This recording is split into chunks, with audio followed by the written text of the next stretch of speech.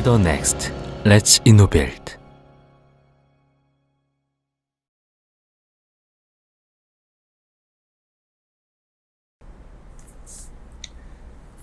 各位先生、女士们，各位业界先进，大家好，大家午安。Steelnet 今天代表台湾方面就台湾钢铁业前景的这个专题做一个报告。那么我们今天会针对台湾的整个钢铁业如何走向高质化与绿能源的时代来做报告。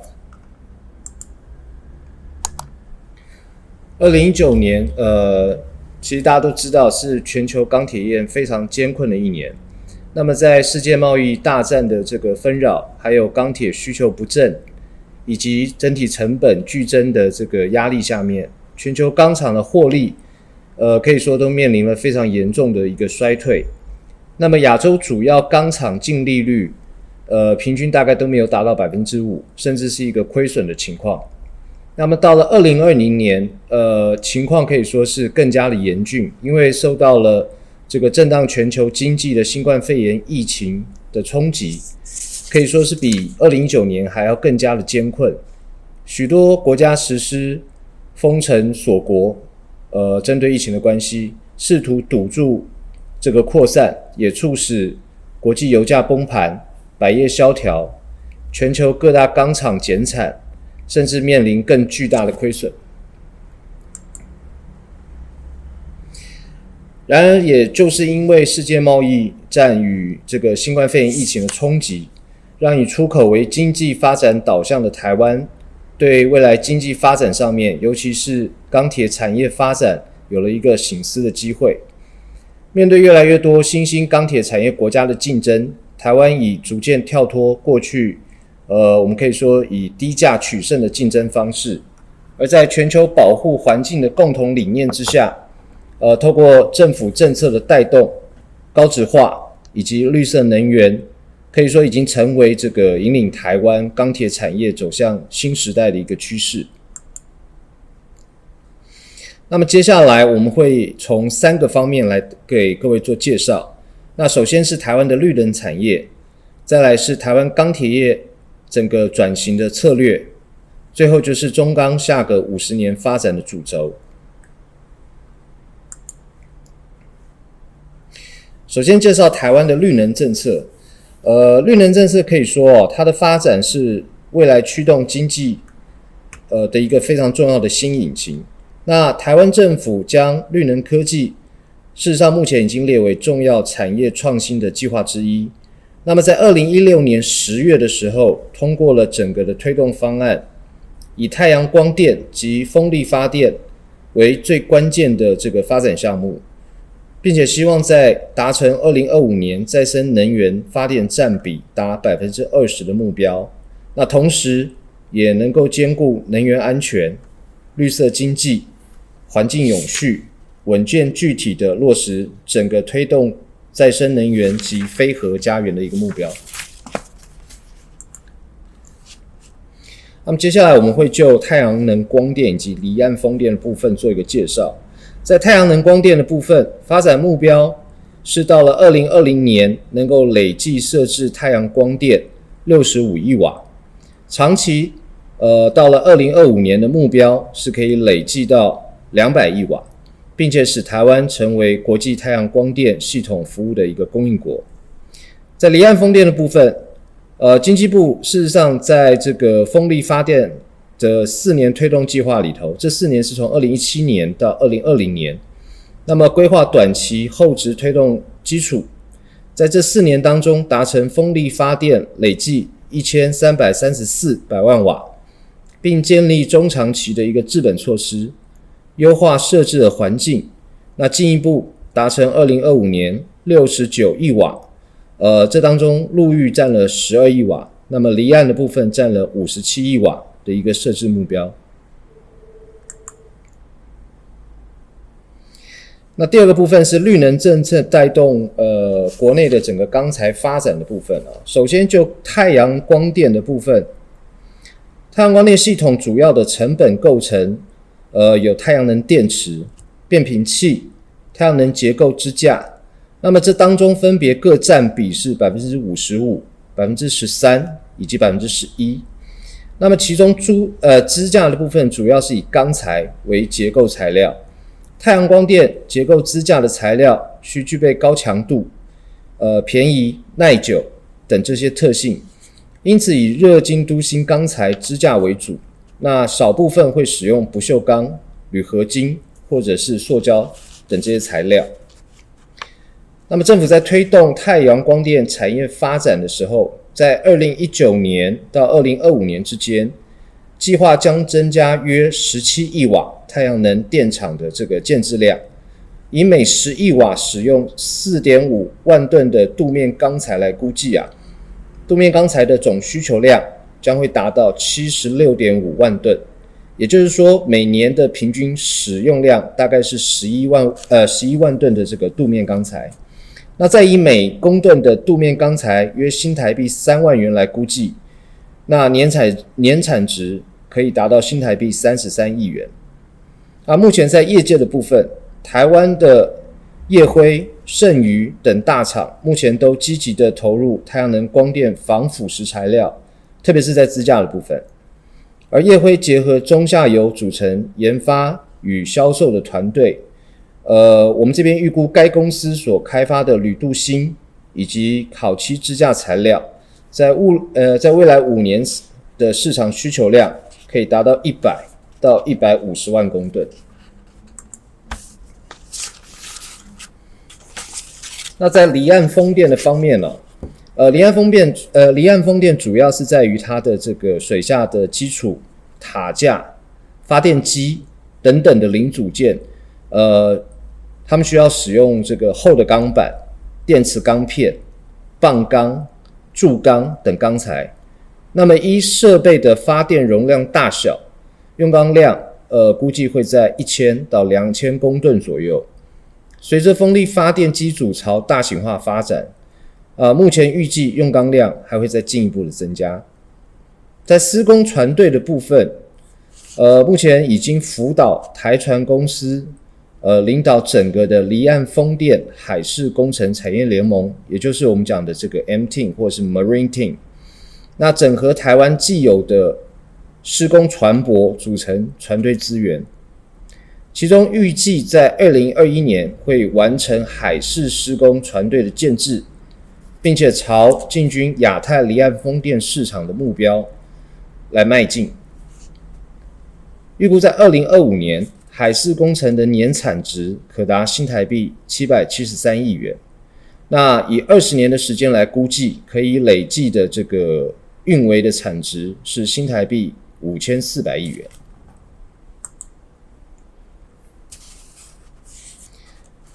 在台湾钢铁业转型策略的部分，我们认为这个是相当核心的一个部分。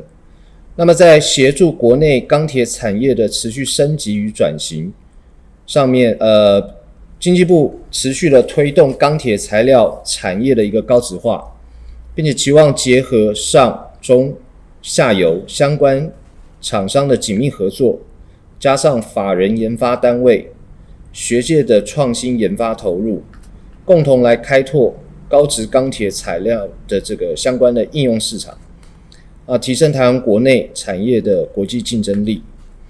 那么在钢铁产业的转型策略上面主要包括了第一个部分是筹组钢铁研发的联盟，针对下游强项的产业发展所需的一些关键材料来筹组研发联盟，透过辅导计划串联上中下游业者，藉由资源互补来提升研发的效能。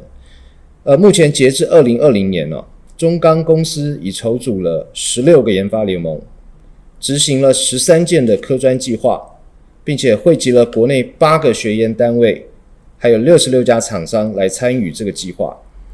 那总计引导投资新台币约297.6亿元，开发了58项产品，年收益新台币505.6亿元。那另外在推动传统用钢产业的升级上面，特别选定了螺丝螺帽、手工具、马达、汽车结构件、汽车钣金、钢构等重要的这个钢产业项目，透过主导厂研发联盟、产学研工程研发中心、国际合作引进关键的技术以及设备、结构验证的体系，建立新兴的产业发展环境等等策略，持续来推动整个用钢产业的升级。其中螺丝螺帽的发展率能注意大于大型螺丝、不锈钢螺丝、自攻螺丝等产品上面的应用，但台湾螺丝螺帽仍以 92.5% 外销为主。那2019年总计全年的产值约为新台币1500亿元。那其实整个上面来讲发展策略在技术上的持续开发这个高级的市场产品，积极参与客户协同设计，在群聚方面，热处理、模具、包装、光学检测等相关产业供应链，可共同开发扣件业智慧化生产的设备，在物流打造智慧物流工厂，来协助客户来做发货，减少客户转运成本，间接也就能够增加自身的这个利润。那下一个部分是扶植新兴用钢产业的发展。在离岸风电的部分，以中钢投资新达海基公司为例，投资了68亿元新台币，建立水下基础产线，培植水下基础的供应链。目前已经有21家厂商参与，创造了2000个就业机会。转阶段部分主要是由中钢的机械、台船来负责。此外，水中基础连接点是由中钢构负责，在海中防蚀的阳极方面是由中铝负责，管件供应商则由远东机械、万基钢铁、荣盛等公司参与。整体离岸风电到2025年可创造兆元的产值，约莫2万人的就业机会。此外，在太阳光电上，目前每年新增太阳光电设施的镀面钢材需求量大概是10万吨以上。过去使用中国、韩国、日本进口的热晶芯或者是镁铝芯这些钢材，那国家台湾多家的镀铝芯业者目前正积极的争取跨入相关的产品生产。那在未来更希望将太阳能光电发电系统外销到世界各国。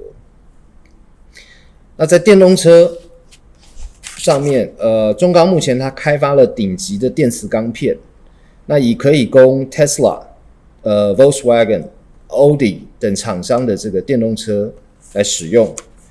那中钢也研发了这个热冲杂用钢材，其强度提升了3倍，那重量呢则是减轻了 30%， 并协助华创完成轻量化车型的开发，为未来台湾电动车产业发展可以说已经铺好了一条路。最后是在国防工艺的方面，那中钢开发的这个新型钢板比现行的剑龙型的浅见钢板的强度要高出 65%， 抗裂韧性更高出了 110%。 那目前已通过军方严格抗炸性能的测试，将可应用于水面舰及潜舰的制造，那扶持国内造船以及相关国防产业的发展。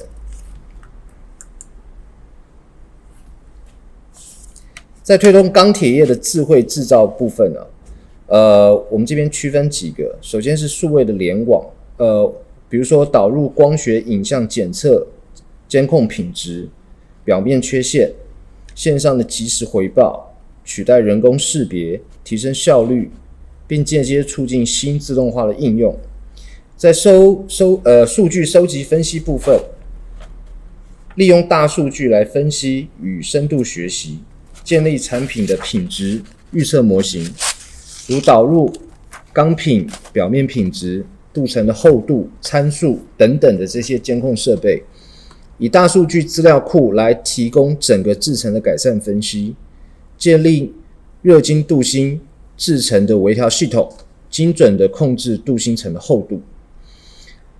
那么另外在决策与预测上面利用人工的智慧进行预防决策，适时的更换零件，避免产生突然的停机这样的现象。那么例如用于嘎制机、马达装设感测器收集振动的参数，或者是利用大数据来分析与深度学习，建立马达寿命的整个的预测模型，并避免不必要的停机，提升整个的生产效率。那么现在我们要就这个中钢未来发展做一个介绍。那我们知道这个中钢马上要迈入它的第一个50年了，所以无论是从政策面或者发展，都可以看出中钢身为台湾钢铁产业界的领导钢厂，甚或是领导的这个龙头，其地位举足轻重。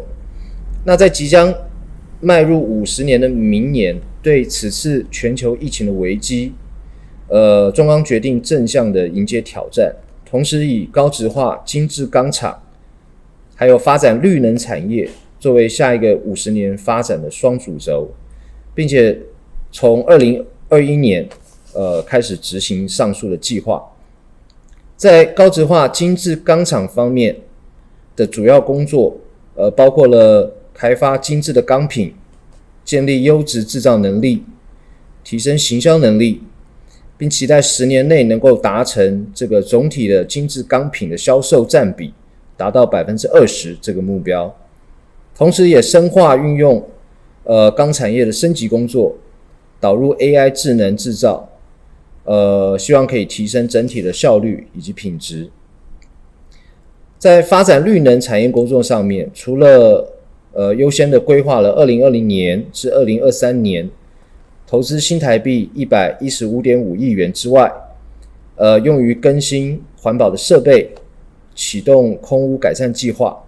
那么中钢同时也整合集团资源，加速推展水下基础、太阳光电产业以及绿能目标、绿能钢品、电动车产业链相关的技术，达到稳定的获利、分散营运风险目标，也希望借此强化就是自身公司的营运体质，精益求精。最后我们这边要强调环境保护，加速传统产业升级的转型，朝向更环保、更精致的产业发展，不仅仅是台湾的目标，相信也是全球的目标跟共同的愿景。谢谢各位。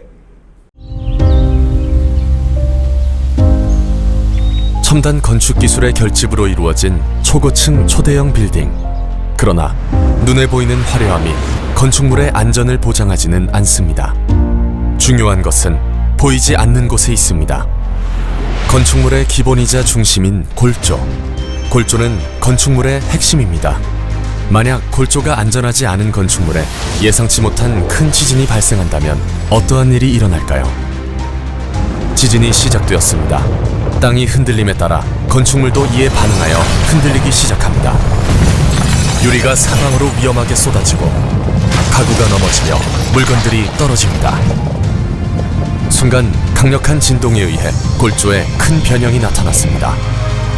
왼쪽에는 H코어 강제를 적용한 강기둥 약보 골조이고 오른쪽에는 일반 강제를 적용한 약기둥 강보 골조입니다.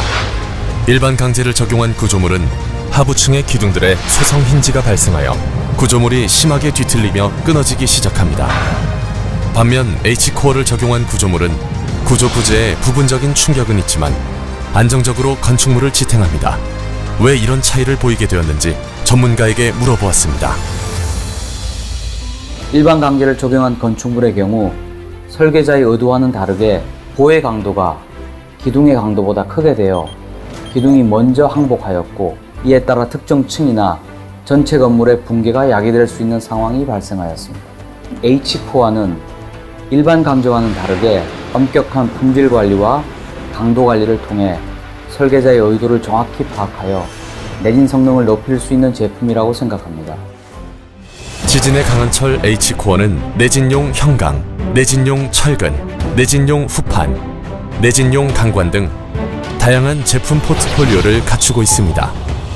탁월한 에너지 흡수 능력과 남극과 같은 극저온 환경에서도 깨지지 않는 충격 인성을 비롯해 건축물 구조 안전의 품질을 향상시키는 뛰어난 용접 성능까지 가지고 있는 H코어.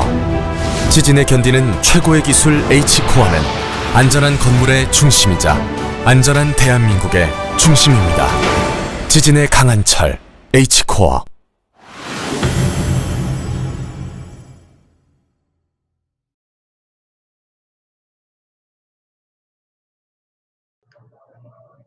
Hello everyone, this is Nikita Baid from Steel Mint. I'm honored to be a part of the 10th Asia Steel Forum. I'm going to be presenting on the subject changes in the Indian steel industry post-COVID-19. Indian steel makers have been facing many challenges over the last 3 to 4 months due to the COVID-19 pandemic and stringent nationwide lockdowns. Amidst this global crisis, many steel mill owners have to suspend their operations. Several units are facing difficulty in procuring raw materials, while others are dealing with inventory management issues and lack of demand in the market. The lockdown was very stringent in India, and majority of mills will still take some time to resume operations at 60 to 70% of the installed capacity. The government is doing its bit to get the economy back on track by injecting financial stimuli. The integrated steel manufacturers had mainly focused on exports during the lockdown to stay afloat at a time when domestic demand had almost dried up. India produces more than 110 million tons of steel and 3.5 million tons of stainless steel. In such a big market, it will obviously take some time for normal operations to resume at mills.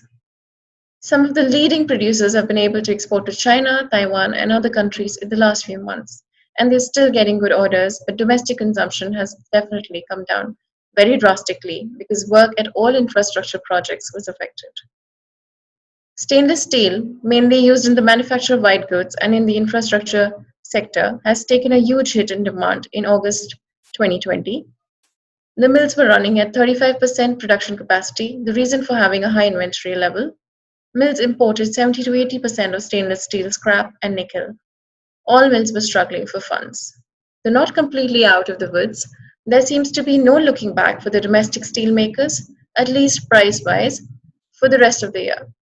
Rising domestic demand, minimal imports, and spike in exports have all forged together to bring the smile back after the COVID-19 induced nightmarish 3-month period starting with the last week of March. Capacity utilization plummeted to a fifth in many cases in April, which slowly started looking up to an average of 46% of the industry in the first quarter. India produced 1.5 million tons of finished steel in April, 5.3 million tons in May, 6 million tons in June, and 6.76 million tons in July. Domestic sales also came down to zilch in April, but began to pick up, albeit at a very slow pace with the easing of lockdown. Exports were the only saving grace. At 16.29 million tons, production of crude steel was down by 41.6% in the first quarter compared to the same quarter last fiscal.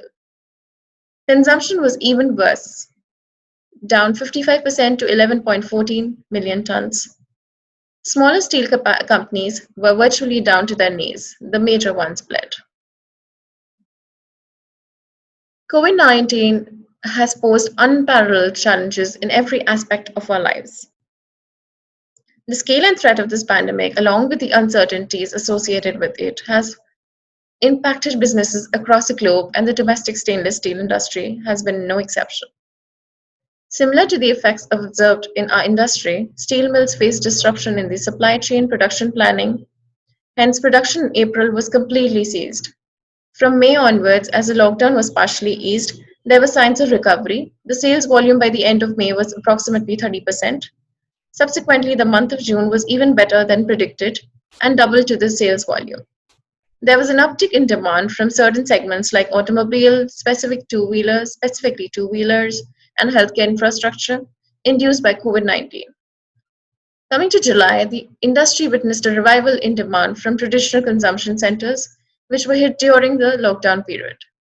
We expect sales volumes to improve further, despite a multitude of challenges and weak demand in the domestic demand. In the market, mills were able to capitalize on export opportunities in the months of May and June.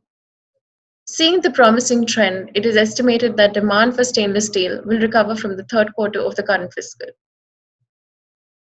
Assuming that there would be no further abruptions in the economy or unexpected lockdowns in future, it is expected for the operations to touch full capacity utilization and sales volumes to touch pre-COVID levels starting from the second half of financial year 2020-21.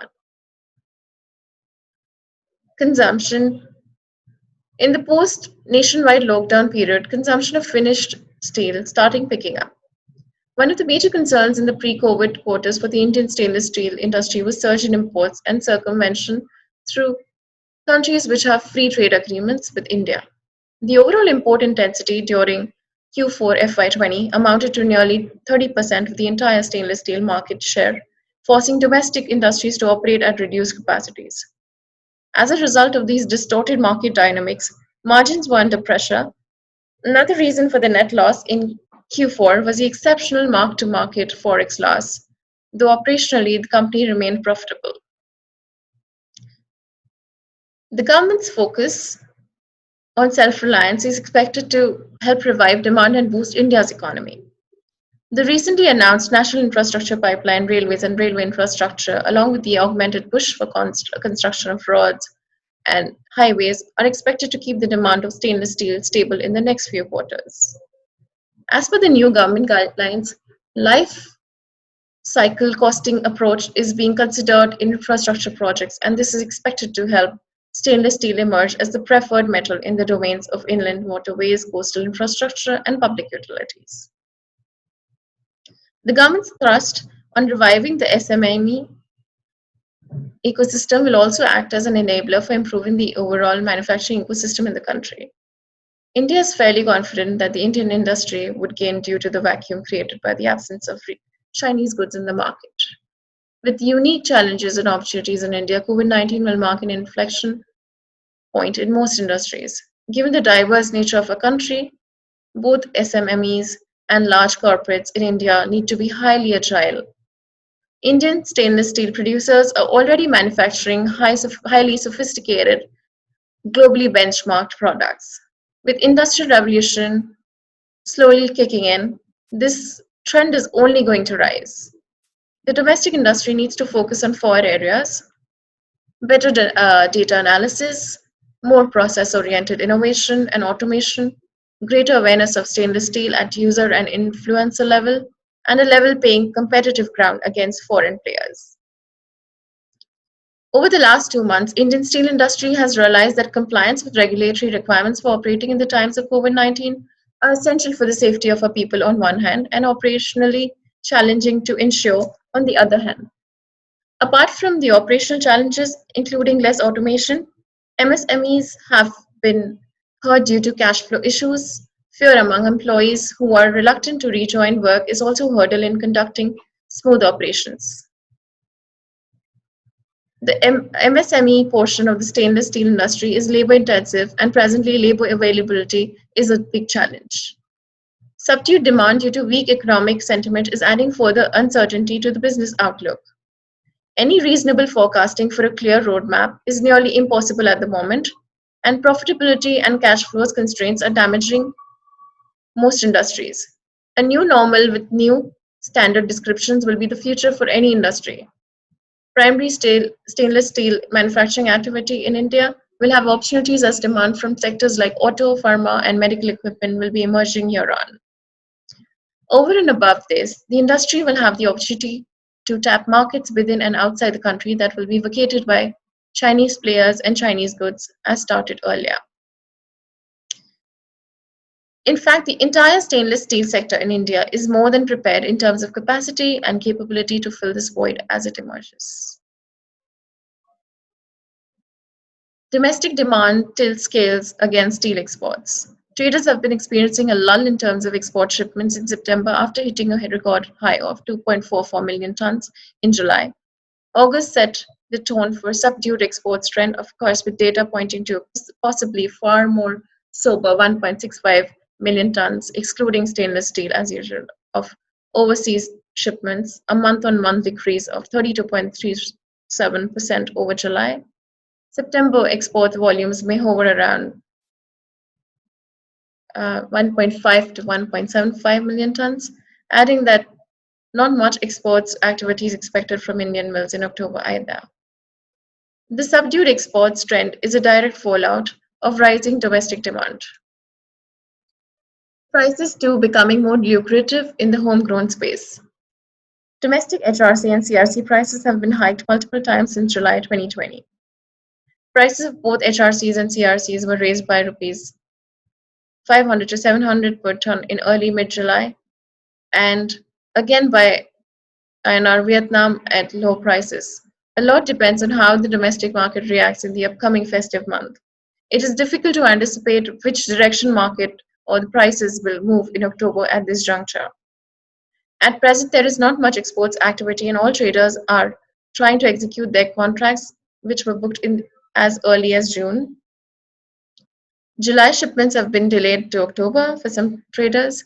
Overall, from April to August provisional 2020, steel exports touched 9.46 million tons against 4.09 million tons in the same first 5 months of 2019 to 2020. A more than 130% rise year on year. And a lion's share of this quantum had been going into China, but which subsequently decreased. India usually consumes around 25 million tons of steel in a quarter. From March till August 2020 has consumed around 25 million tons. However, now all the steel consuming sectors are looking up. Auto, which had declined by 75% in the April-June quarter compared to the same quarter last fiscal year, is trying to come back. Construction, which had been completely stalled, has resumed post-monsoons. Towards the end of the year, infrastructure and construction projects get a push, and there is the pressure of project closures as well. And that is good news because construction is the biggest steel consumer at more than 50% share at a conservative estimate. The subdued exports trend is a direct fallout of the rising domestic demand, with prices too becoming more lucrative in the homegrown space.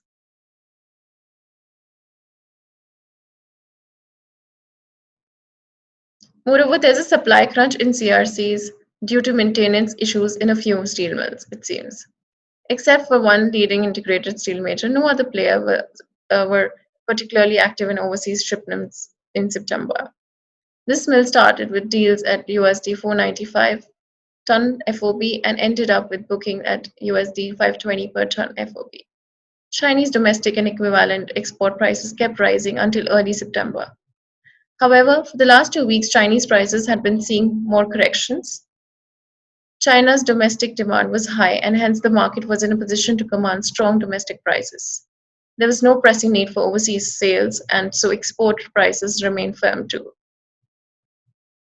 However, now a destination like Vietnam, where China was totally absent till August till this year, has become the lowest price source for the Asian country. Offers from China were ruling at around USD 515 to 520 CFR Vietnam.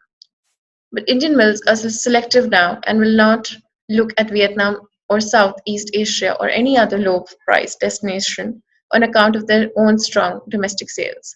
Although few local steel majors are eyeing Europe as the prices have started strengthening there. Domestic sales are still strong and a better net sales realization giver. This gap has narrowed from the levels of INR 6,500 to 7,000 per ton around a month back, but still domestic sales look more attractive. The price gap has narrowed essentially because of a rise in export prices in tandem.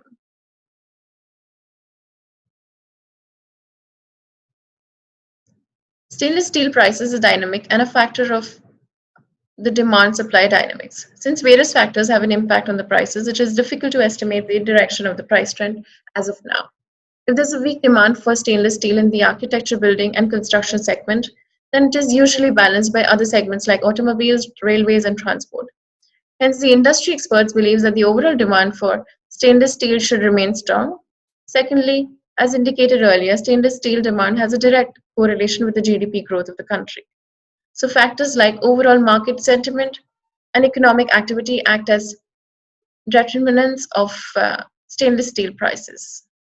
Thirdly, competition and dumping of goods into the country also sometimes act as pricing detriments. Last, but definitely not the least, raw material costs input costs govern stainless steel prices to a great extent. Importing countries from January to July, imports amounted to around 10.45 million tons, and India's main exporting countries were led by China, followed by Vietnam, Nepal, UAE, and others. China's imports from India, as per our data, amounted to 3.43 million tons over January to July 2020, followed by Vietnam at 1.97 million tons, 0.66 million tons to Nepal, 0.53 million tons to the UAE, and 3.43 million tons to other countries. China traditionally also imports from Japan and South Korea, the dominant trading partners. However, due to the slowdown, exports from these countries were affected.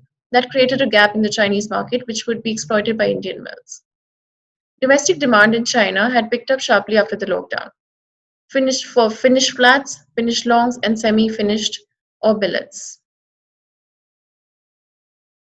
We have also noticed that it is mainly finished flats which have found the most takers in India's exports markets. Over May to July, finished flats exports were at 3.71 million tons, whereas finished longs were at 0.45 million tons and billets were at a substantial 2.86 million tons. Export prices in September-October are likely to remain elevated, but whether deals will be struck at these levels will remain to be seen. Many traders hazard that a select few Indian mills will be active in October, provided deals are struck at meaty price levels. Chinese prices have been retreating. China too is lessening its imports. Again, the same reason why Indian domestic prices have gone up, and accordingly, export prices as well. A few weeks back, Chinese domestic prices were equivalent to USD 540 to 550 per ton CFR. Indian export prices were also at similar levels if offered to China. Previously, Chinese domestic prices were at USD 450 per ton CFR levels, whereas Indian offers were at USD 430 to 440 ton levels. So there is no point in buying from India, as Indian HRC prices attract an additional 3% import duty in China. There's a bit of silence in Southeast Asian markets as well. Here, buyers are quiet too, but mills prices had been hovering around USD 520 to 540 per ton FOB. Export prices are up because domestic markets across South Asian economies like Thailand, Indonesia, the Philippines, etc., are looking up, allowing these economies to up their export prices. Such a scenario bodes well for Indian steelmakers opening up homegrown demand opportunities. Thus, exports do look less attractive under such circumstances. November onwards, winter sets in China when the country usually goes in for production cuts due to environmental reasons. But at the same time, if steel-consuming industries close down during winter, then Chinese mills would look to export too. Of course, it's not possible to predict China's buying trend at this juncture, but as of now, it is bullish on buying from India. Where India is concerned, generally demand from steel starts picking up from November onwards after the festive season ends, when prices too head northward, and this trend is driven by demand and cost of raw materials. However, last year went against the trend. Demand was low, domestic traders did not purchase much from the mills, and prices languished. Hence, exports of finished flats, finished long, and semi-finished were on the higher side in October-December 2019 to make up for lack of domestic appetite. However, domestic demand started picking up from January 2020, and from mid-January till February it remained high, which in turn led to a drop in exports. Mills increased prices, and traders who sell the material to the retailers did restocking because they needed to feed the pent-up demand in the market. Infrastructure and construction projects get a push towards fiscal end. Traders had not been buying heavily since September 2019, but dealing in small quantities due to lack of domestic requirements. So once demand resumed, traders started booking heavy orders. In fact, March saw a sharp drop in exports to 0.83 million tons, which meant domestic demand was on the higher side. It may be mentioned that prior to the lockdown, domestic demand was showing signs of recovery because COVID-19 had already entered other nations, forcing them into lockdowns, especially Europe and the Middle East. This in turn forced the Indian mills to focus more on the domestic behind this trend lies is increasing demand for rebars in the domestic market. Longs comprise mainly of wire rods and TMT bars. India is not self-sufficient in wire rods production, so whatever is manufactured at home is sold to the domestic market, leaving little else for exports. The scenario is similar with TMT bars market. However, the scenario suddenly changed from the end of March after the nation went into lockdown from the morning of March 24, 2020, with exports rising sharply from 0.78 million tons in April to 2.31 million tons in May. Going forward, export prices in September-October 2020 are likely to remain elevated. Government plans to help the Indian stainless steel industry bounce back. Although COVID-19 is a setback in India's growth story, it is believed that a comeback is always greater than any setback. The government has already mooted a bold plan for self-reliance, indicating that the indigenous industry will be prioritized above imports in the post-COVID India. To do that, while also keeping prices competitive for end customers, the government will need to expedite projects that increase our industry's competitiveness. Like I said, plans like the National Infrastructure Pipeline will create many opportunities for stainless steel.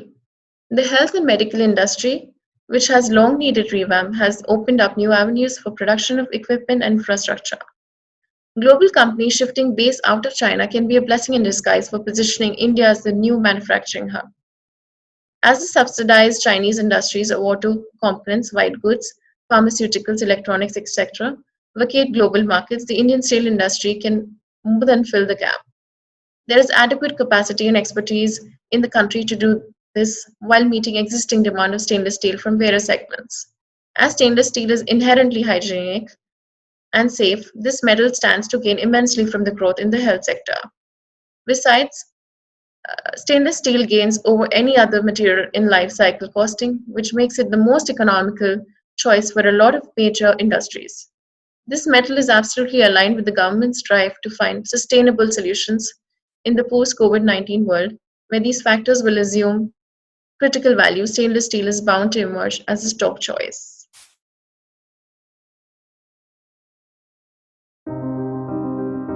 우리가 세상에 내놓은 것들은 눈에 잘 띄지 않습니다. 땅과 바다, 건물과 다리, 그리고 우리의 일상생활 뒤에서 말없이 자리를 지킬 뿐입니다. 철, 평범한 삶을 지탱해주는 가장 근원의 재료.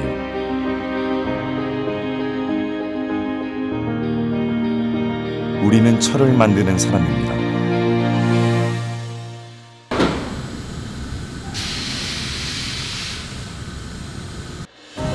세상의 기초를 만든다는 자부심이 우리를 가슴 뛰게 합니다. 우리가 만든 철강제가 기본의 표준을 끌어올리고 풍요의 수준을 높여가길 바랍니다. 그것이 우리가 생각하는 철의 역할입니다.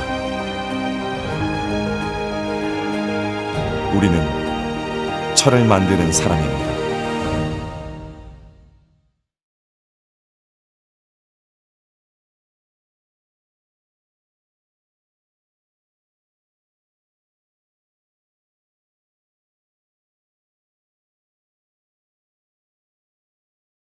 안녕하십니까. 저는 싱가포르에 있는 DBS 뱅크 그룹 리서치에서 커머더티 섹터를 맡고 있는 이은영이라고 합니다. 매년 이맘때면 그 아시아 스틸 포럼을 통해서 여러분들을 만나 뵙고 또 네트워크도 늘리고 이런 귀한 기회를 가졌었는데, 올해는 그 코비드-19이라는 팬데믹을 맞이해서 저희가 이렇게 웨비나로 여러분들을 찾아뵙게 됐습니다. 내년에는 이 상황이 다 종료가 돼서 진짜 즐겁고 반갑게 대면 컨퍼런스로 다시 만나 뵙기를 소망하면서, 오늘 제가 여러분들과 나누고 싶은 그 주제는 스테인리스와 니켈 산업에 관한 것입니다. 특히 이제 최근 인도네시아가 니켈과 스테인리스 산업의 그 주요한 공급처로 크게 성장하면서 전 세계 산업의 다이나믹스가 크게 변화하고 있는데요. 이제 이런 상황에서 우리 업체들이 어떻게 대응을 해야 되고 산업은 또 어떤 방향으로 흘러갈지 점검을 볼 수 있는 그런 기회라고 생각이 듭니다. 그리고 그럼 시작해 볼까요? 먼저 페이지, 제가 오늘 말씀드릴 내용의 순서는요. 먼저 글로벌 스테인리스 수요와 공급에 대한 전망을 잠시 살펴보고, 그 다음 스테인리스 스틸의 경우, 그러니까, 이 MPI를 중심으로 하는 스테인리스가 앞으로 시장을 지배하게 될 거라는 내용을 한번 또 살펴보고요. 또 인도네시아에서 실제로 얼마나 많은 생산 능력들과 많은 공장들이 증설되고 있는지 인도네시아에 대해서 한번 살펴보겠습니다. 마지막으로 빼놓을 수 없는 것은 최근 들어서 급격하게 성장할 것으로 예상되고 있는 전기차입니다. 전기차의 성장에 따라서 전기차에 들어온 배터리가 성장을 하게 되고 이 배터리에 있어서 니켈이 굉장히 중요한 원재료입니다. 그래서 이것이 스테인리스 산업과 결코 무관하지 않고 결국 스테인리스 산업에도 큰 영향을 줄 것으로 예상이 되기 때문에 이 부분에 관한 부분을 정리하면서 앞으로 니켈과 스테인리스 산업이 어떤 방향으로 흘러갈지에 대해서 저희들이 같이 고민해보는 그런 시간을 갖도록 하겠습니다. 페이지 3과 4는 이제 스테인리스가 어디에 쓰이고 또 주로 앞으로 과거에 어떠한 수요 성장의 패턴을 보여왔는지를 한번 분석해 봤는데요. 여러분들이 다 알다시피 스테인리스는 우리 생활과 그리고 그 산업에 두루두루 공이 많이 쓰입니다.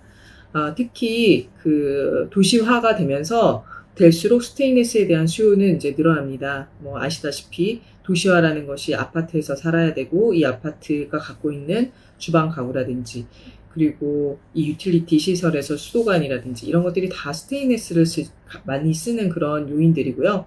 페이지 4페이지 보시면 그래서 과거 경제 성장을 급격히 이루었던 나라들에서 어떠한 스테인리스 소비 패턴을 갖고 있는지 이제 보실 수 있는데요. 인당 GDP 대비 인당 스테인리스 소비를 비교한 것입니다. 여기서 이제 중국 같은 경우에 2010년과 2019년을 비교해 봤을 때 소비량이 거의 2배가 됩니다. 그래서 2019년 기준으로 인당 15kg 정도를 차지하고 있고 앞으로는 아세안이나 인디아 같은 그런 성장하는 나라들이 중국과 같은 패턴을 따라갈 것으로 예상하고 있습니다. 페이지 5는 저의 이제 스테인리스 수요에 대한 성장 전망인데요. 지난 10년 동안 전 세계 스테인리스 수요는 연평균 6% 정도 성장을 했습니다. 앞으로는 한 3% 정도로, 앞으로 한 10년 동안은 2에서 3% 정도로 그 수요 증가가, 좀 둔화될 것으로 예상이 되는데요. 그 가장 큰 이유는 물론 중국에서의 수요가 둔화될 것이기 때문입니다. 그리고 페이지 6페이지는, 수요도 증가하지만 생산 능력의 증가 또한, 무시하지 못할 정도로 예상이 되고 있습니다. 그래서, 특히 인도네시아랑 중국에서 생산 능력의 증가세가 두드러질 것으로 예상이 되는데요. 지난 5년 동안 스테인리스 캐퍼시티는 약 1000만 톤 정도 증가했고 앞으로 한 2021년까지 800만 톤 정도가 추가로 증설될 것으로 예상이 되고 있습니다. 이 같은 물량은 사실 전 세계 그 스테인리스 생산 능력의 30%에 해당되는 물량이라서 결코 무시할 수 없는 물량이고요. 중국은 지금도 가장 큰 스테인리스의 생산 국가이고 또 이 같은 증설이 뒷받침이 돼서 2021년에 전 세계 스테인리스 생산 능력이 54%를 차지하는 나라로 계속 유지될 것으로 예상되고 있습니다.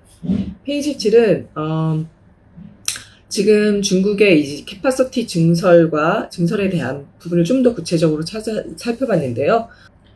중국의 그 스테인리스 생산 능력은 2015년과 2018년 사이에 약 500만 톤의 생산 능력이 구조조정됐음에도 불구하고 2022년에 4,400만 톤 정도까지 증가할 것으로 예상이 됩니다. 특히 스테인리스 내년 코일의 생산 능력은 올해 약 500만 톤 정도 증가해서 올해 연말에 약 2,450만 톤 정도의 생산 능력을 가질 것으로 예상이 되고 있습니다. 그래서 8페이지를 보시면 이것은 이제 저희의 그 스테인리스 생산에 대한 예측인데요. 증설에 힘입어서 스테인리스 생산량은 2025년까지 연평균 3% 정도 성장할 것으로 예상이 됩니다. 특히 중국이 이 생산 성장의 가장 큰 기여 국가로 예상이 되고 있고요. 인도네시아 역시 크게 기여할 것으로 예상이 됩니다. 그래서 인도네시아, 중국이 전체 생산량에서 차지하는 그 비중은 2030년에 약 58% 정도 예상이 되고요. 아시아가 전체 스테인리스 생산에서 차지하는 비중은 86%까지 성장할 것으로 예상이 됩니다.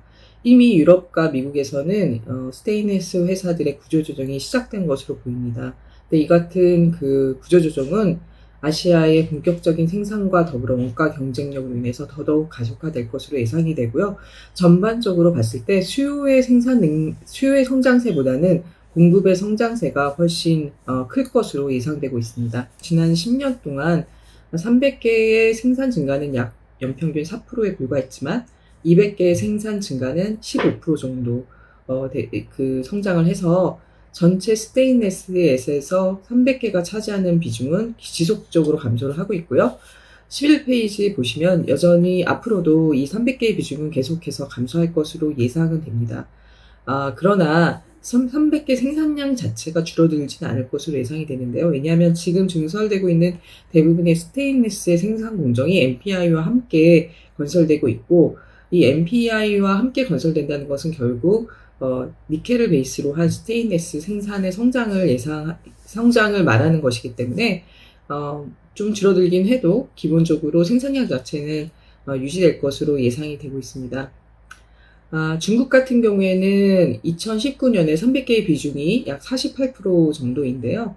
앞으로 이 수준에서 크게 또 떨어질 거라고 생각하진 않고 이 수준이 유지될 것으로 예상이 됩니다. 이 같은 스테인리스 생산 전망에 따라서 12페이지 보시면 스테인리스로부터 유발되는 니켈의 수요는 연평균 2.2% 정도 성장할 것으로 예상이 되고, 전체 니켈 수요에서 스테인리스가 차지하는 비중은 현재 70%에서 2030년 50% 수준까지 하락할 것으로 예상이 됩니다. 다음 챕터는 그 MPI와 스테인리스에 관한 것인데요. 그 결론 먼저 말씀드리면 MPI를 기반으로 한 스테인리스 제품이 시장을 지배하게 될 것이다. 이렇게 요약할 수 있겠습니다. 다음은 스테인리스와 니켈, MPI에 관한 챕터인데요. 페이지 14페이지를 먼저 보실까요? 이것은 그 니켈과 스테인리스의 생산 공정입니다. 전통적인 생산 방식은 90% 이상이 함유된 재련된 니켈을 생산 공정에 투입해서 스테인리스를 제조했는데, 2007년, 2008년경에 중국에서 급증하는 스테인리스 수요로 인해서 니켈 가격이 통당 5만 불 이상 상승하였습니다. 그래서 중국에 있는 한 회사가 어떻게 하면 니켈을 조금 더 싸게 만들 수는 없을까, 그런 궁리를 하다 MPI와 스테인리스가 통합된 생산 방식을 개발하게 되었습니다. 그래서 기존에는 90% 이상 정련된 니켈을 사용했었는데요. 결국 스테인리스 강종 안에 들어있는 니켈의 함유량은 8%에 불과하다는 것에 착안을 해서 니켈의 함유량이 10에서 20% 정도 되는 MPI라는 제품을 개발하고, 이것을 바로 스테인리스 생산 공정으로 연결함으로써 에너지 코스트를 세이브하는 그런 그런 생산 방식을 개발하게 된 겁니다.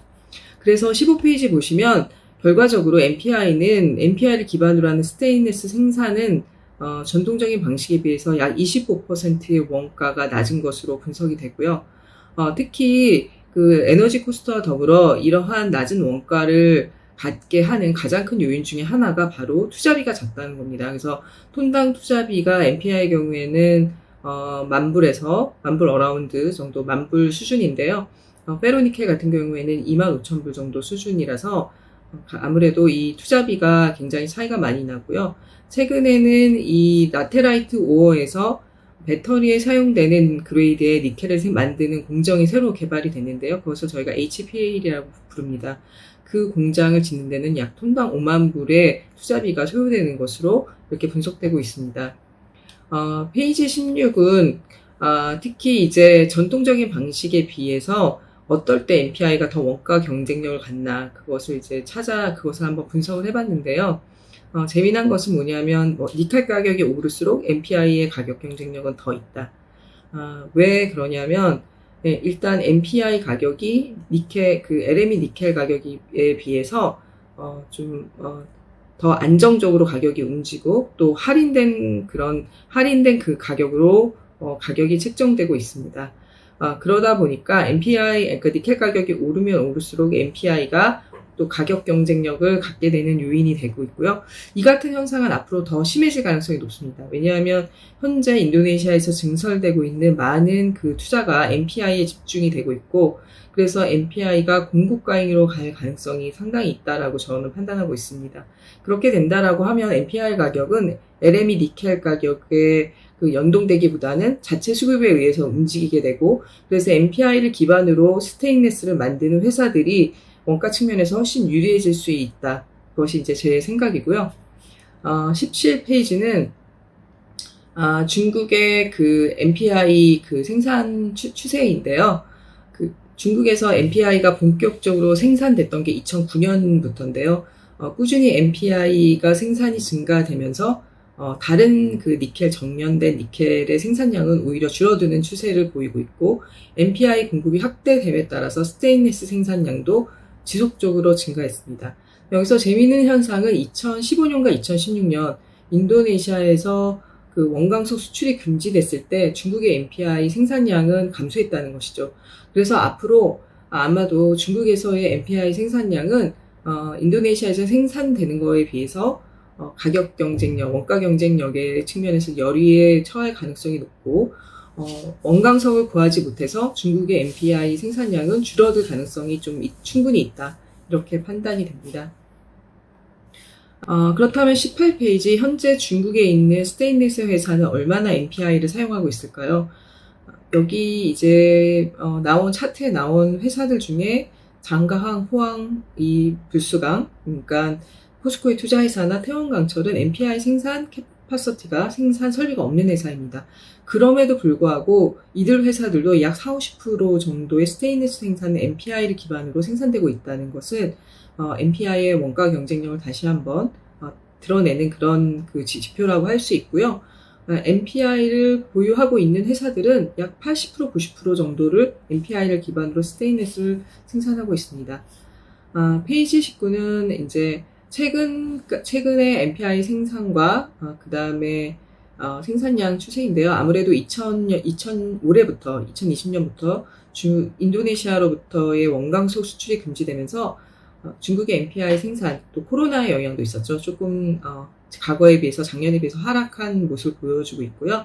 특히 그 MPI를 생산하는 여러 가지 설비 중에 RKEF도 있고, 그 다음에 전기로도 있는데, 전기도를 기반으로 한 MPI 생산, 그러니까 이렇게 생산된 MPI는 아마도 시장에서 팔리는 MPI겠죠. 이것의 가동률은 급격하게 떨어져 있고, 이 스테인리스 공정과 연계된 인테그레이트된 RKEF의 MPI, 그 하이그레이드 MPI 이 생산량은 가동률은 꾸준히 유지되고 있습니다. 이번 챕터는 최근 니켈과 스테인리스 산업의 허브로 등장하고 있는 인도네시아에 관한 것입니다. 인도네시아의 이 산업 성장의 배경에는 정부의 정책이 있었는데요. 2014년 인도네시아 정부가 모든 원광석, 광물 원광석의 수출을 금지하게 됩니다. 금지하는 이유는 그러니까 우리나라의 자원을 그대로 파는 것보다는 다운스트림 부가가치가 있는 산업을 성장시키는 게 국민 경제에 유익하다라는 판단 때문이었습니다. 그래서 그동안 인도네시아로부터 원광석을 수입해서 MPI와 스테인리스를 만들었던 중국의 칭산이라는 회사가 인도네시아 가버먼트로부터, 정부로부터 투자 요청을 받고, 그리고 인도네시아 모로왈리라는 섬에 산업단지를 조성하고, 거기에 200만 톤의 MPI 생산 능력 공장과 200만 톤 캐파의 생산 MPI 공장과 300만 톤 캐파의 스테인리스 공장을 건설하기 시작합니다. 이로 인해서 인도네시아의 진정한 니켈과 스테인리스 제조업이 탄생하게 된 거죠. 그래서 그동안 니켈 제조, 니켈 프로덕트, 스테인리스의 생산이 거의 없었던 인도네시아가 이 분야에서 급격한 성장세를 이루게 되고요. 금지되었던 그 원광석의 수출은 2017년 무역 적자에 시달리는 인도네시아 정부가 한시적으로 원광석 수출을 허용합니다. 그러다가 올해부터 다시 이제 원광석 수출을 전면적으로 금지했는데요. 지금과 2017년의 상황은 상당히 다르다고 봅니다. 왜냐하면 이미 인도네시아에 많은 공장들이 지어졌고, 지금도 공장이 지어지고 있고, 그래서 비록 원광석을 수출하지 않더라도 만들어진 제품, MPI라든지 스테인리스 이런 그 니켈 하공정 제품들이 수출이 되고 있고 수출 물량도 급격하게 증가하고 있기 때문에 인도네시아의 정부 입장에서는 원광석을 수출하지 않아도 이 산업의 성장 그리고 수출 확대 그다음 무역 적자 이런 부분에 대한 그런 문제가 과거보다는 훨씬 줄어들 훨씬 약할 거라는 그런 자신감이 그 배경으로 하고 있는 거. 페이지 22페이지는 인도네시아의 그 니켈과 스테인리스 산업의 강점에 대해서 설명을 해 놓은 건데요.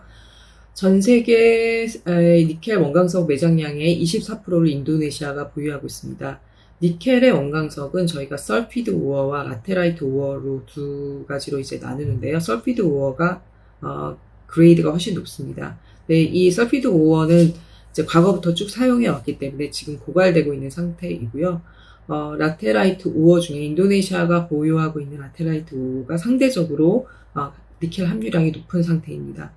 그래서 최근에는 원래는 이제 설피드 오어가 클래스 1 니켈 그러니까 배터리를 만드는 그 니켈의 주요한 원재료로 사용이 되어 왔는데 이게 모자라다 보니까 인도네시아에 있는 라테라이트 오어를 통해서 배터리 그레이드의 니켈을 만들 수 있는 방식은 없는지 그런 기술들이 이제 개발되고 있는 상태입니다. 현재 라테라이트 오어의 가장 큰 용도는 NPI를 생산하는 것이고요. 그 NPI는 결국 스테인리스 산업으로 흘러가게 되어 있는 것이죠. 그런데 23페이지를 보시면은 이 NPI를 제조하는 그 코스트가 인도네시아에서 생산될 경우 중국에서 생산되는 경우보다 약 17% 정도 낮은 것으로 이제 그 분석이 되는데요. 일단 수송비가 안 들겠죠. 그리고 당연히 그 인건비도 인도네시아가 훨씬 낮은 상태이고요. 최근에 특히 인도네시아가 그 원광석을 수출하면서 인도네시아 내수의 그 니켈 광석의 가격이 크게 하락했습니다. 그래서 상대적으로 NPI를 생산하는 회사들이 또 원가 경쟁력을 더욱더 강화시킬 수 있는 요인으로 작용하고 있는데요. 대신 이제 광산 회사들은 어려워지는 거죠. 그래서 최근에 인도네시아 정부가 벤치마크 시스템을 도입했습니다. 그래서 이 가격 이하로는 원광석을 팔 수 없다. 뭐 이런 가이드라인을 이제 주게 된 거죠.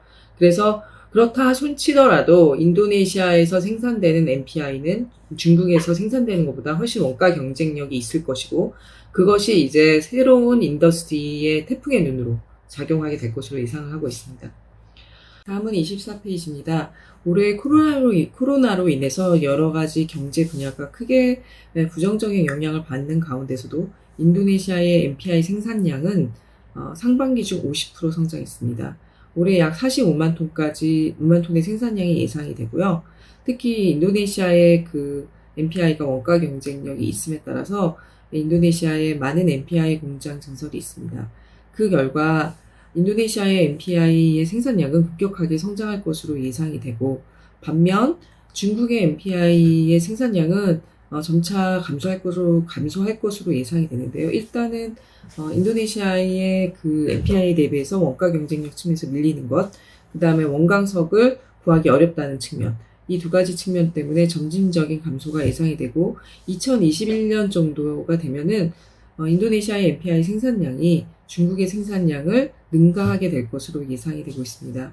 그래서 이 인도네시아의 급격한 NPI 생산 증가에 따라서 이 NPI 자체의 생산 증가가 연평균 한 5% 정도 생산이 예상이 되고요. 2025년까지 예상이 되고요.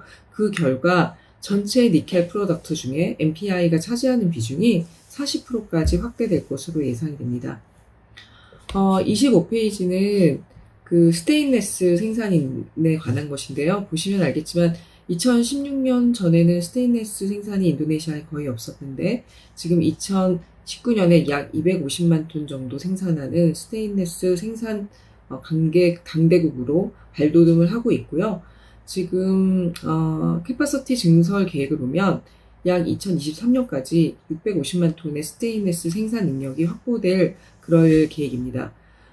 그래서 사실 이 부분은 뭐 인도네시아 내에서 수요도 증가하겠지만 또 최근 들어 인도네시아에서 스테인리스의 수출이 급격하게 증가하고 있어서 사실 스테인리스 인더스트리 입장에서는 걱정거리임에는 분명한 것 같습니다. 26페이지는 그 최근에 저희가 참 인도네시아가 그 정보를 얻기가 그렇게 쉬운 나라는 아닙니다. 그래서 여러 가지 루트를 통해서 인도네시아에서 진행되고 있는 MPI, 페로니켈의 증설 계획들을 좀 정리해 보았습니다. 필요하신 분들 참고하시면 되겠습니다. 27페이지는 종합적으로 왜 인도네시아가 스테인리스와 니켈 인더스트리에서 경쟁력을 갖고 있는가.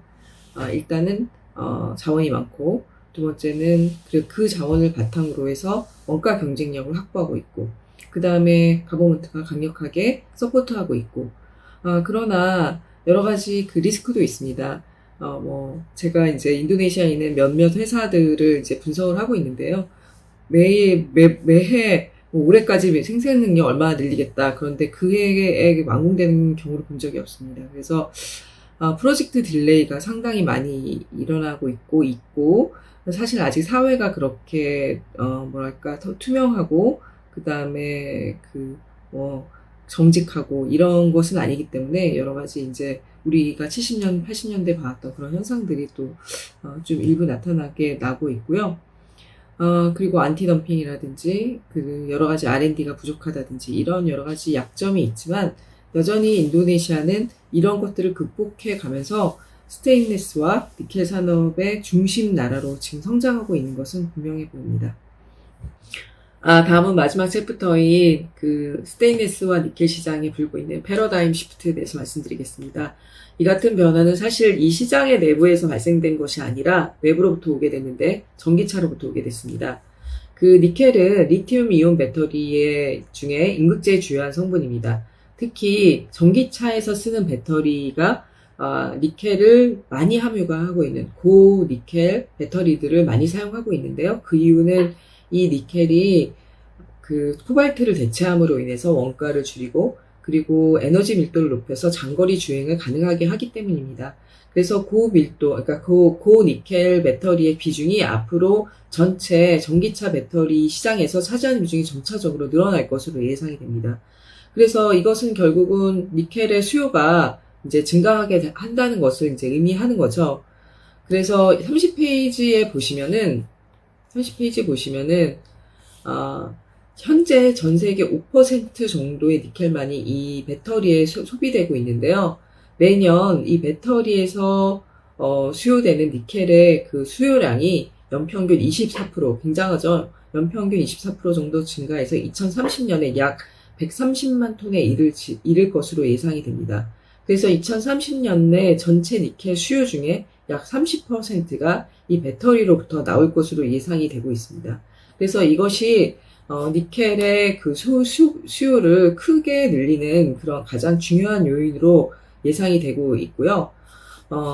31페이지 보시면은 이에 따라서 전 세계 배터리 회사들이 LG화학, SK, 또 중국의 CATL 이런 회사들이 배터리 증설 계획들을 많이 발표했습니다. 심지어 최근에 그 테슬라라는 미국의 전기차 회사가 배터리 데이에서 그동안은 외부에서 배터리를 사왔는데 우리도 배터리 공장을 지어서 자체의 배터리 생산 능력을 확보하겠다.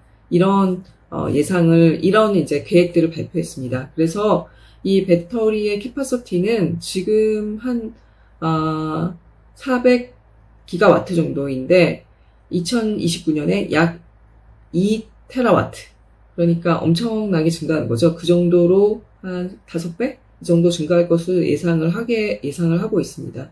특히 이 캐파시티 증설의 핵심에는 역시 중국이 있습니다. 그래서 중국의 생산 능력 증가가 가장 크고 중국이 전체 배터리 시장에서 차지하는 비중이 약 60% 정도 예상이 됩니다. 이거는 이제 전기차 자체가 중국에서 주도하고 있고, 중국의 강력한 규제로 전기차의 수요를 굉장히 확대하고 있기 때문에, 이건 어쩔 수 없는 상황인 것 같습니다. 그래서, 지금 여태까지 니켈의 가격은 스테인리스 시장에 의해서 결정되어 왔습니다. 스테인리스 수요가 늘어나면 니켈 수요도 늘어나고, 니켈 수요가 늘어나서 가격이 오르고, 이런 것이 이제 니켈 시장의 다이나믹스였는데, 이제는 주요한 수요의 증가 요인이 스테인리스가 아니고 전기차 배터리가 된 거죠. 그래서 이 전기차 배터리로 인해서 스테인리스 시장은 아마 향후 한 10년 정도 굉장히 호황을 맞이할 가능성이 높다고 저는 판단을 하고 있고요. 그래서 32페이지에 보면 니켈의 수요 공급을 예측을 해놨는데요.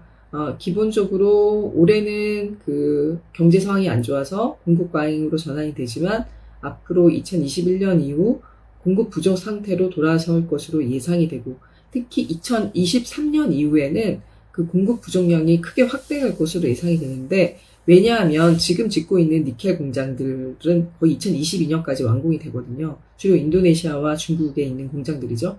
그래서 근데 또한 또 재미난 것은 무엇이냐면 33페이지 보시면 모든 니켈이 부족한 게 아니라 클래스 1, 클래스 2로 나누었을 때 클래스 1은 굉장히 공급 부족에 직면할 가능성이 높고, 클래스 2, 즉 스테인리스에 주로 사용되는 페로니켈, 그 다음 NPI의 경우에는 워낙 지금 인도네시아에 공장이 많이 지어지고 있어서 공급 과잉으로 전환될 가능성이 높다는 것입니다. 그래서 같은 메탈이지만 이 니켈 시장이 두 가지의 시장으로 나눠질 가능성이 높고요. 아마도 LME 니켈 가격은 공급 부족에 시달리는 클래스 1 니켈 시장에 의해서 가격이 결정될 가능성이 굉장히 높습니다. 최근에도 니켈 가격이 폭등한 원인에는 스테인리스 시황이 그닥 좋지 않은데 이 배터리 쪽에서의 수요가 급격하게 증가될 거라는 예상 때문에 가격이 이제 폭등한 측면이 있거든요. 그래서 아까 쭉 말씀드렸지만 가격이 올랐을 때 그 전통적인 방식으로 스테인리스를 제조하는 회사들이 굉장히 곤란을 겪게 됩니다. 원가 경쟁력을 급격하고 그리고 빠른 속도로 이뤄갈 가능성이 높다는 게 저의 생각입니다. 다음은 이제 이 차이나와 이제 인도네시아 스테인리스 생산과 수출에 관한 것인데요.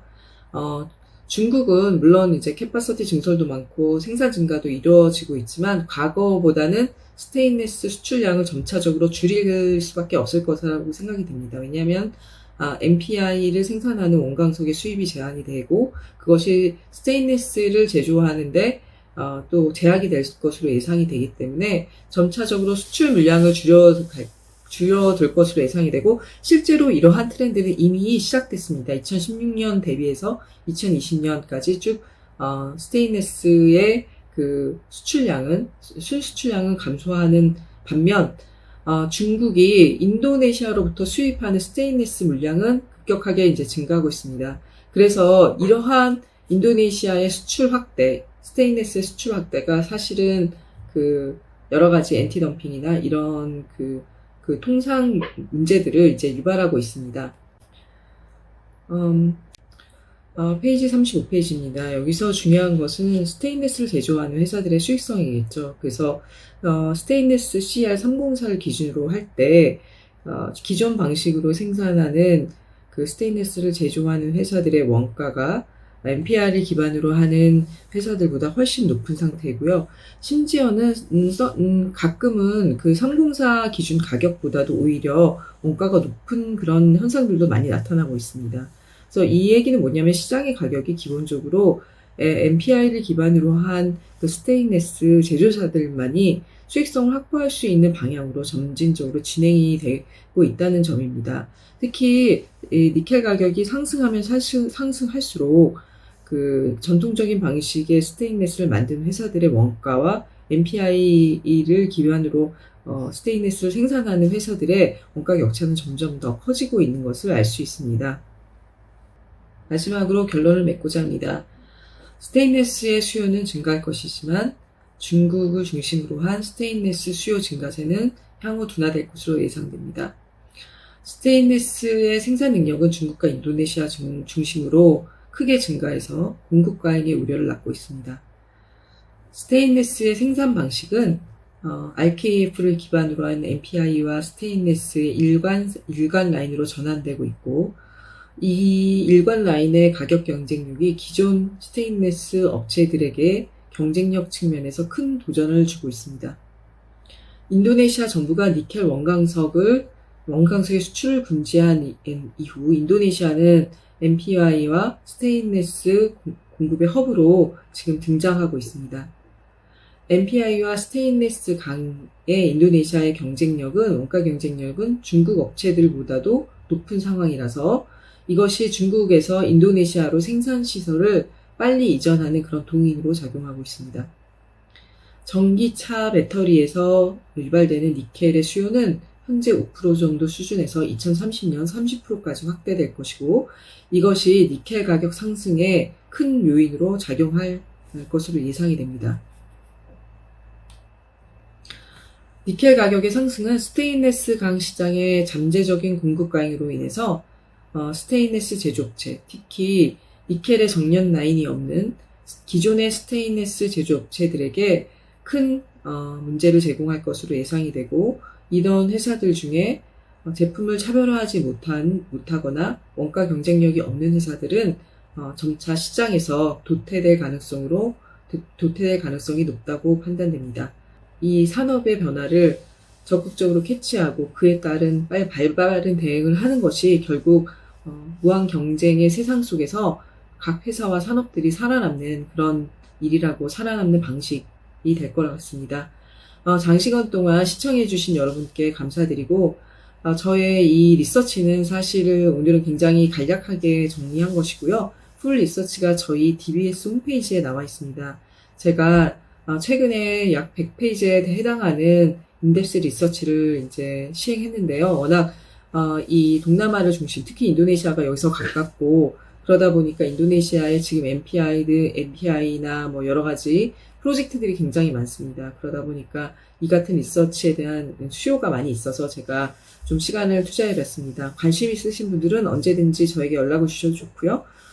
그리고 저희 DBS 홈페이지에 가셔서 다운로드 받으셔서 보셔도 괜찮겠습니다. 또 뭐 여러 가지 질문이 있으신 분은 언제든지 이메일로 또 연락 주시면은 시간이 닿는 대로 성심성의껏 대답해 드리도록 하겠습니다. 감사합니다. Sea Bestio.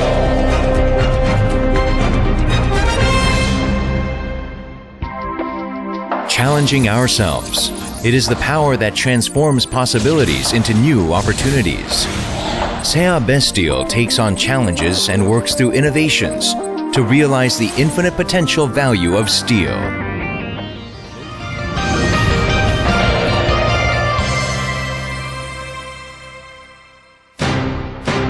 Creating new values. That is just another step in the process of becoming the best. Sea Bestio has set the world-class quality standard by continuously developing innovative manufacturing processes and building optimum automation systems. The burning passion of Sea Bestio is boiling at 1,600 degrees Celsius.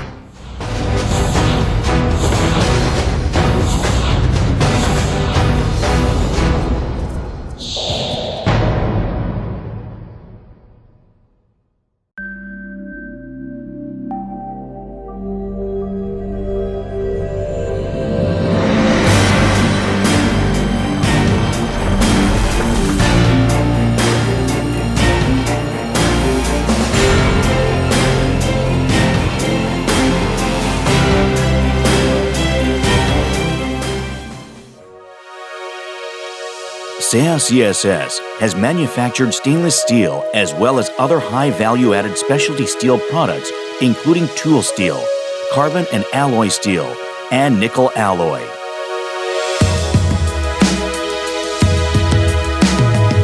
With our less than 0.1 millimeter precision controllable RSM, DST, which minimizes mechanical property deviation via heat treatments and other special equipment. 우리는 세아창원 특수왕입니다.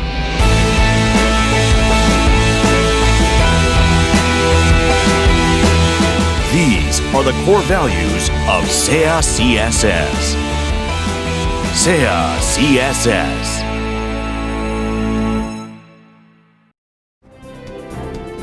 달구고 두드려 더 단단하게. 그 단단함이 일생을 더 풍요롭게. 동국산업은 철의 생활의 편리함을 함께 녹입니다. 뛰어난 품질, 무한한 가능성을 바탕으로 동국산업은 아름답고 안전하게 세상을 지탱하고 바꿉니다. 세상에 없던 새로운 철을 끊임없이 발견해 나가는 50년 노하우를 통한 세계 최고의 냉연 특수강 전문 기업 동국산업. 오늘도 우리는 철강 신세계를 열어나가고 있습니다.